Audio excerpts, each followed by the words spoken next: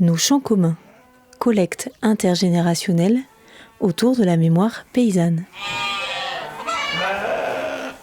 Moi, ce qui m'a le plus marqué, c'est que c'est sa femme qui a commencé dans l'agriculture et pas lui. Du coup, les femmes dans l'agriculture, des fois, étaient pas à l'ancien temps, on n'était pas très bien vues. Mais du coup, ça change ce que je pensais. Et le mari qui s'adaptait à la femme. Et alors, qu'est-ce que t'en penses ? Ah bah moi, je trouve ça génial. Bah, c'est rare et c'est bien. Paysanne.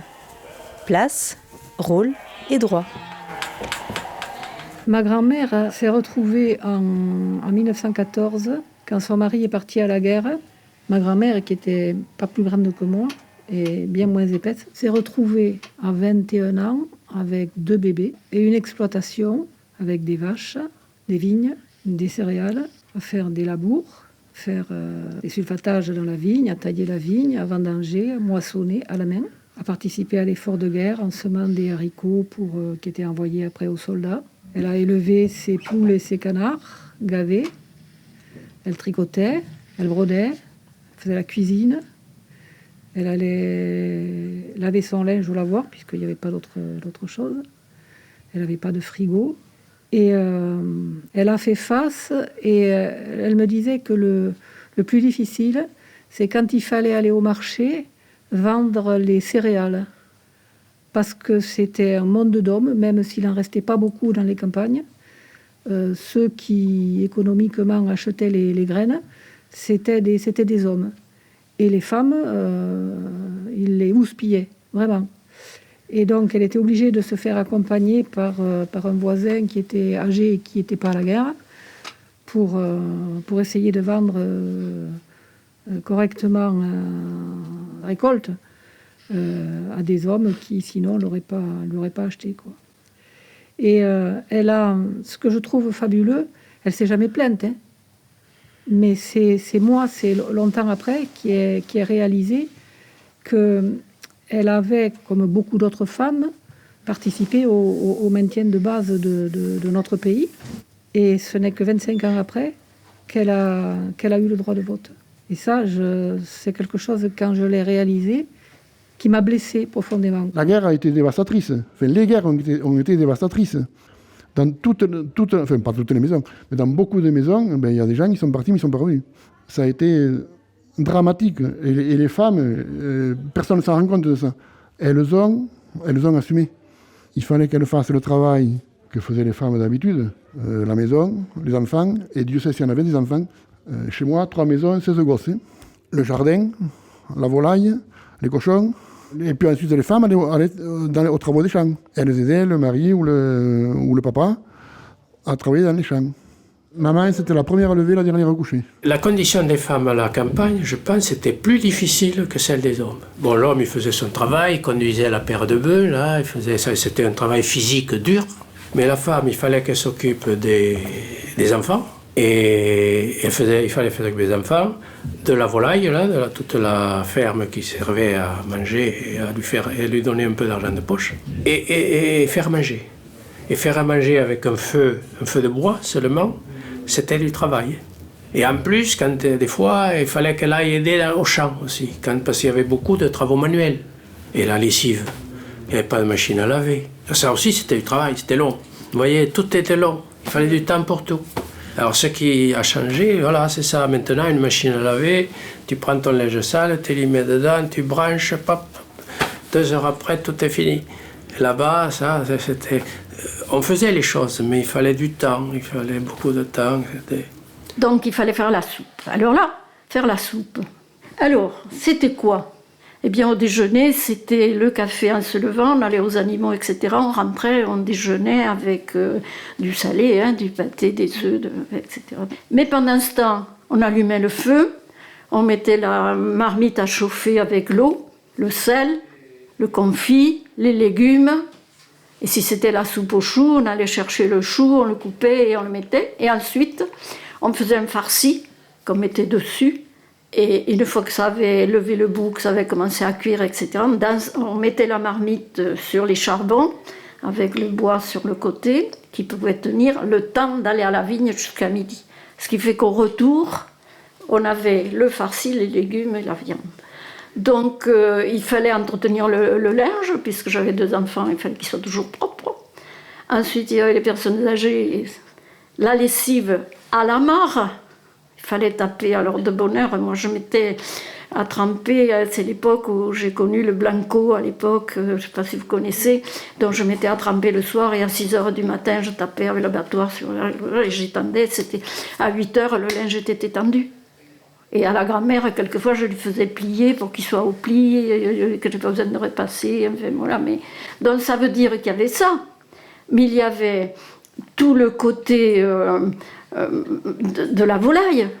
Et j'ai gavé jusqu'à quand même 300 oies par an. Il fallait quand même, il y avait les lapins, il y avait les poules, il y avait les canards, il y avait les oies, il y avait les... Moi j'avais, à l'époque j'avais des truies, il y avait tout ça, il fallait que ce soit fait avant d'aller travailler aussi à la vigne, parce que la vigne, c'était pas rien, quoi. Hein. Il fallait savoir tailler, il fallait savoir épamprer, il fallait savoir trousser, il fallait savoir... Il y avait tout ça, quoi. Parce que mon mari, il gérait quoi? Il gérait le travail, il gérait les tables, il gérait... Mais moi, je gérais le reste. Et la femme, elle avait tout ce surplus, quoi. Du repas, du repassage, de l'entretien des enfants, les vieux, etc., quoi. Je me suis mariée et je suis allée vivre à Soubès, chez un viticulteur. Je suis née avec des viticulteurs et j'ai continué avec des viticulteurs. Quand je me suis mariée, j'ai abandonné les maisons familiales, mais c'était un choix. Je me suis lancée à aider mon mari. Au début, je pensais le faire qu'un peu de temps, puis après, je l'ai fait tout le temps. Je ramassais les serments, lui passait avec le tracteur pour rassembler. On l'aidait à souffrer. Après, je faisais les cerises. On avait pas mal de cerisiers. Et puis, les vendanges, puis les olives. Et puis, quand on avait fini les olives, on recommençait de tailler. Enfin, moi, je ne taillais pas. Je ramassais les sarments. Et voilà, moi j'étais occupée souvent, quoi. Moi, c'est un choix parce que quand j'ai réfléchi après, je me suis dit que j'étais la seule à avoir fait ça dans le village. Les dames n'y allaient pas. Peut-être elles faisaient autre chose, remarquez.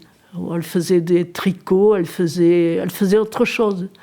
Mais aller à la vigne tous les jours, comme je faisais, ou tous les 2 ou 3 jours, ça dépendait de ce qu'on faisait. C'était un choix pour moi. J'avais décidé de le faire. J'ai aidé mon mari, on s'est régalés tous les deux à faire le travail qu'il y avait. Moi, je trouve que ça vaut de l'or.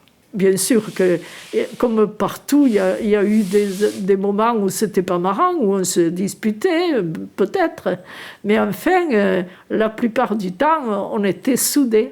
Et je trouve que ça vaut le coup. On a eu toujours une bonne entente. Bon, moi, je faisais travail tracteur, tout ça. Et elle, bien souvent, elle me donnait un coup de main. Par exemple, quand il faut mettre les paillages au sol, tout ça, mon épouse, elle était avec moi. On le faisait tout le temps, tous les deux. Mais il est vrai que on a eu de la chance, aussi bien elle que moi, de s'entendre à merveille.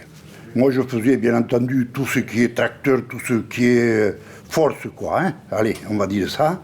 Mais voilà, ça, une entente à merveille. Non, mais là, je le reconnais, c'est pas évident, hein. C'est pas évident de travailler avec son épouse tous les jours, hein. Oui. Non, mais aussi bien pour elle que pour moi, hein. On parle de mon père beaucoup, mais il y avait ma mère, elle était avec, et bon, elle n'était pas considérée comme agriculteur. Ou agricultrice plutôt. Certaines encore, elles étaient déclarées aides familiales, donc encore en étant portées aides familiales, ce que je leur disais, il y en a certaines qui sont arrivées à la retraite, elles n'avaient rien. Elles n'avaient rien. Donc après, je ne dirais pas qu'on a fait un RSA pour elles, mais il y a encore des personnes qui... Moi, je connais une personne qui a 350 € de retraite. Là, on y a remédié, mais c'est récent, ça, à peine depuis 5 ou 6 ans, parce que sinon, elles arrivaient à la retraite, elles avaient cotisé nulle part, et elles n'avaient pas de retraite, elles n'avaient rien. Là, pour les femmes, c'était dramatique, quand même, ça. Ouais. On leur avait imposé un peu, parce que, bon, on ne cherchait pas, elles vivaient comme ça au crochet du mari, pour bien dire, quoi. Et tout en travaillant. Tout en travaillant. Je trouve que, quand même, aujourd'hui, on valorise un peu mieux la femme qu'elle l'était, quand même. Hein. Ouais. Les filles, elles en avaient assez de lire, compter. Tu sais lire, écrire et compter, tu en as assez pour une fille. Je ne pouvais pas faire autre chose. À 12 ans, je faisais le travail d'un adulte. D'ailleurs, mon père m'a acheté 30 hectares en 1960 et il a dit moi je n'achète pas, c'est sur la fille. Et à l'époque, on ne prêtait pas aux filles. Il s'est bien débrouillé. Il est allé au Crédit Agricole, il a dit écoutez, moi l'affaire elle est conclue, mais sur le nom de la fille. Et bien j'ai été la première fille du secteur à qui le Crédit Agricole a prêté des sous. Alors c'est vous dire la condition de la femme à l'époque. Hein. Les femmes n'avaient aucun pouvoir, c'est le mari qui faisait tout. Elles avaient juste le droit de travailler, de se taire, que maintenant c'est pas du tout pareil. Il y a quand même, vous avez pas mal de droits que nous n'avions pas nous. On voit des femmes partout maintenant. Nous, à la campagne, il arrive que ce soit une dame qui conduit un gros camion. Quelquefois, je dis, mais qu'est-ce qu'ils foutent, les gars? Ça m'est arrivé de le penser. Avant, les femmes agriculteurs ne travaillaient pas. Et je suis la génération où les femmes voulaient un peu, les filles, elles voulaient être indépendantes aussi. Elles voulaient participer. Moi, j'ai connu ma mère à la maison. Et quand ma femme m'a dit qu'elle voulait travailler, elle voulait aller travailler à Montpellier. Montpellier, c'était le bout du monde. Ça m'embêtait un peu de pas subvenir, si tu veux, à ma famille, hein, que j'étais en train de créer. Bon, après, en réfléchissant bien, elle a eu largement raison d'avoir son indépendance. Les témoignages ont été recueillis par les élèves des lycées agricoles de Montpellier, Pézenas, Saint-Gaudens, Auch et Tézat. Réalisés par l'association Nos Mémoires Vives, avec le soutien de la région Occitanie.